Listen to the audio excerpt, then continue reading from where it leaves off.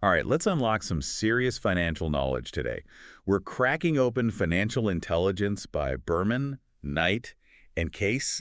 And let me tell you, this book is like that friend, you know, the one who spills all the secrets about how businesses really work. It's so true. This book pulls back the curtain, right? Like all those financial statements we see, we glance at and kind of think, okay, that's the story. But it's rarely that straightforward. Oh, not at all. It's like thinking you're snapping a crystal clear selfie, Yeah. but surprise, someone slapped a filter on it.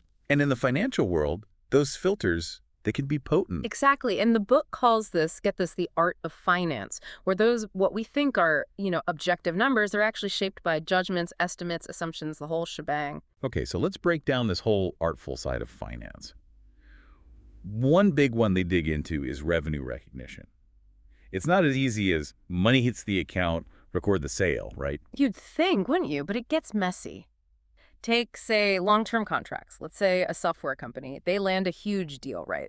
3 years of software access, updates, the works. But should they record all 3 years of that revenue now, even if the client hasn't even logged in yet? That just feels, I don't know, misleading. It's like counting your chickens way before they've hatched, let alone laid any eggs. Exactly. That kind of what they call creative accounting, that can really distort the picture of a company's health.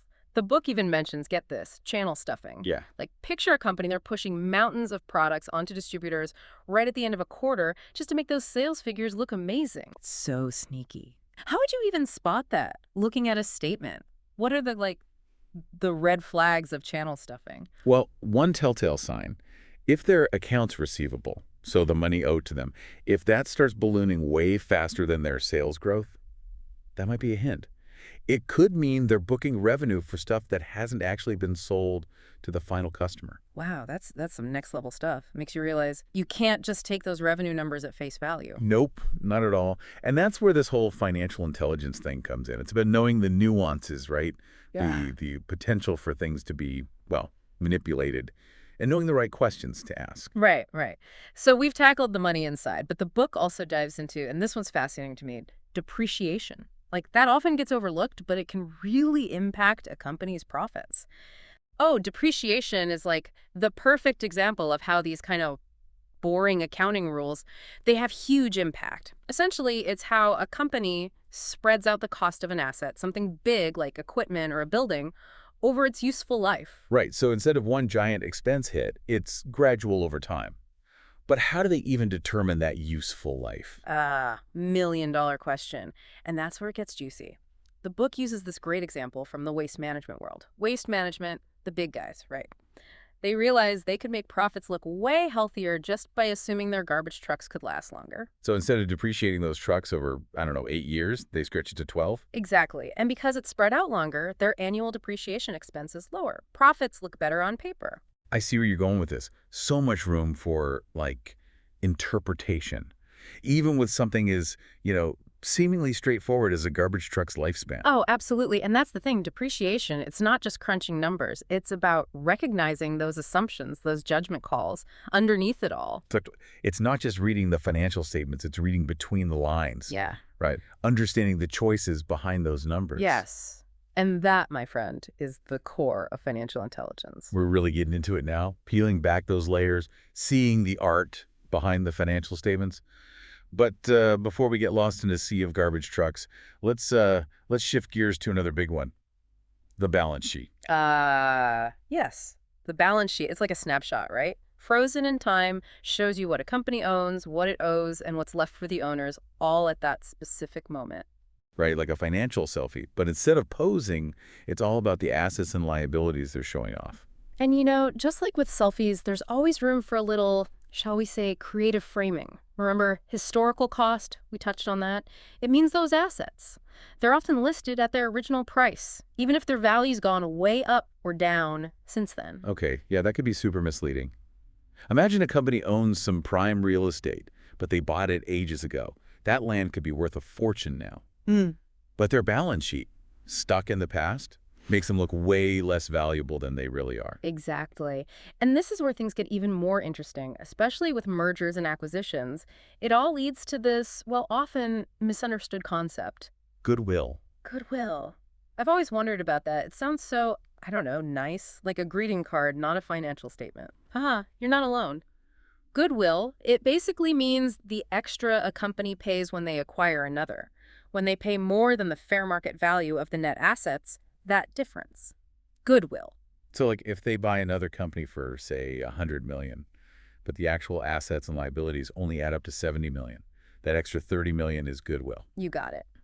And here's where that artful side pops up again. Figuring out the fair value of things like brand recognition, customer relationships, intellectual property that's tough, lots of judgment calls involved. I can see how that's, well, right for some creative accounting. Companies could easily inflate that goodwill to make a deal look better than it is. Oh, for sure, that's a concern. Investors, analysts, they watch that very closely. And remember, goodwill.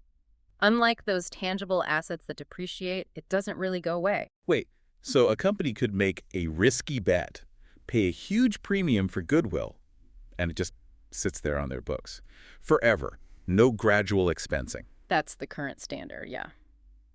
The thinking is goodwill doesn't necessarily decline in value like a physical thing would, but it can be impaired if things go south, like a damaged reputation or if their market share tanks. So again, it comes down to judgment calls. Yeah. How do you even measure a damaged reputation in dollars? Exactly. And that's why, you can't just glance the balance sheet. You got to read between the lines. Look for those hints that maybe, just maybe, those assets are a little too inflated or if they're risks they're trying to hide. Speaking of hidden risks, earlier we talked about how revenue can be, well, not always what it seems.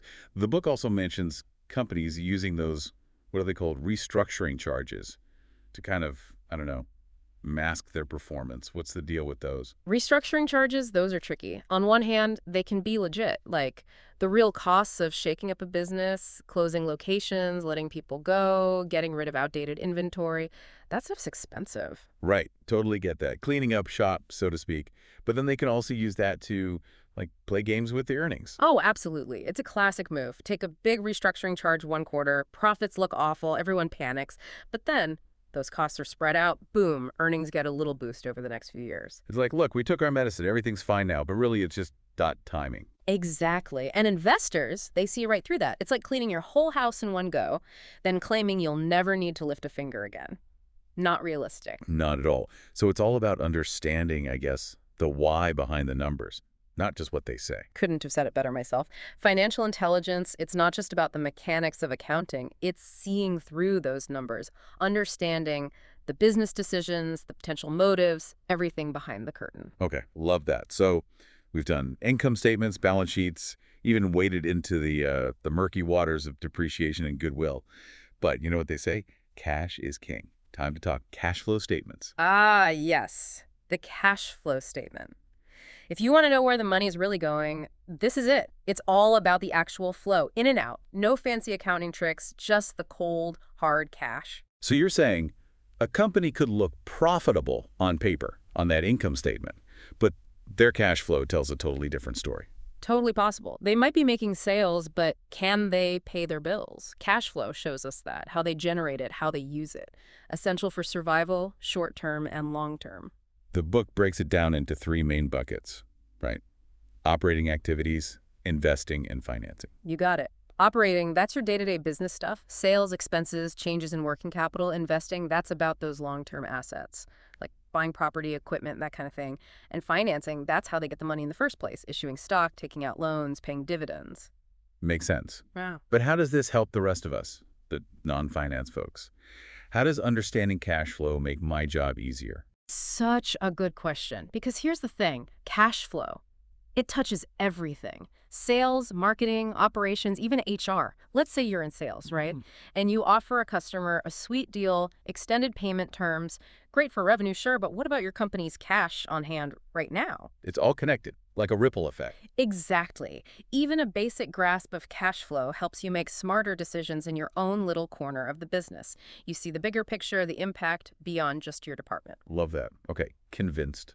Cash flow, everyone should be paying attention. But let's pivot a bit. The book talks about some really handy tools like financial ratios. Can you break those down for us? Of course. Think of financial ratios like, I don't know, decoding devices. They help us unlock those deeper insights, by looking at the relationships between those numbers on the statements. For someone who's, let's just say, not a numbers whiz, can you give an example?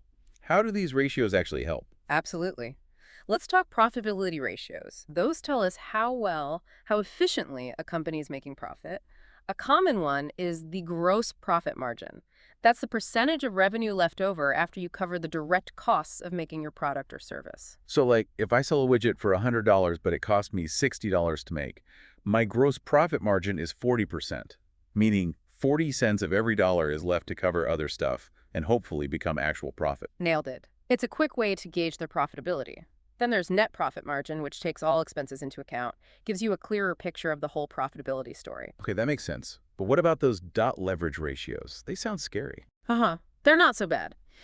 They tell us how much debt a company's using to, well, to keep the lights on. One you'll see a lot is the debt to equity ratio. Compares their total debt to what the shareholders own, the equity. So if a company has, say, $1 million in debt, but $2 million in equity, their ratio is 0.5. Bingo! High debt to equity. That can be risky. Means they're relying a lot on borrowed money. If the economy tanks, yikes. A low ratio usually means they're playing it safer. Man, these ratios, they're like a whole secret language for understanding a company's financial health. Right, and we haven't even scratched the surface. There are tons more for efficiency, liquidity, market value, you name it. This is amazing. It's like, it's not just about the individual numbers, it's how they all fit together. Like, it's telling a story. That's the beauty of financial intelligence. It's not just for the finance gurus, it's for everyone. If you want to navigate the business world, make smart choices. This is it. This deep dive into financial intelligence, seriously eye-opening. I feel like I have these tools now, stuff that'll help me in my career and just in life. And remember, it's a journey. The more you learn, the better you get at navigating those financial waters, making those smart choices for yourself, for your work, for whatever comes your way. Couldn't agree more. Thanks for joining us for this deep dive into financial intelligence. Now go out there and conquer those financial statements. We believe in you.